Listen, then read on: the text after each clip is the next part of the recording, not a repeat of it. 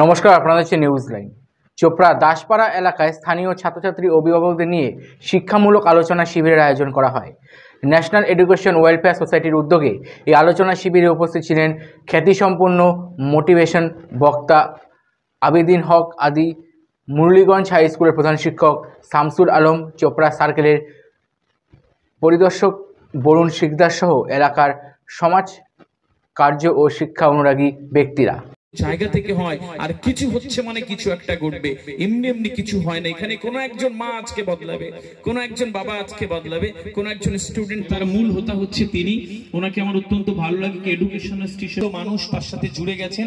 আর এর মধ্যে কোনো না কোনো একজন, ওখানে হয়তো একজন মা আছে, ওখানে একজন বাবা আছেন, একজন এখানে গার্ডিয়ানস, ওখানে একটা ম্যাডাম আছেন।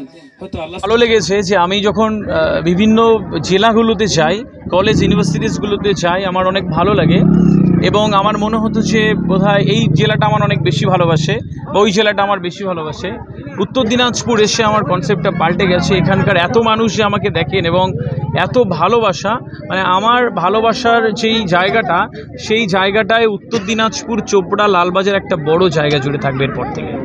দেখুন, আমি সবসময় বলি কি, মান্ধাত্তার আমলের চাবি দিয়ে এখনকার তালা খোলা যাবে না। এখনকার তালা খোলবার জন্য এখনকার চাবি দরকার।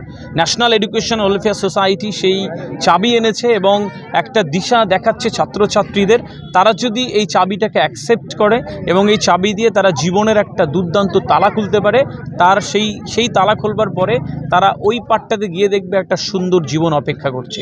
আর আমি সেই জীবনটার হাতে এসে একটা পুরস্কার, একটা পুষ্পস্তবক, একটা মেমেন্টো তুলে দিতে চাই যে জীবনকে শ্রেষ্ঠত্ব দিয়েছে। এটুকু ভাবতে আমার ভালো লাগে যে ওই দিনটা খুব শীঘ্রই আসবে ইনশাআল্লাহ।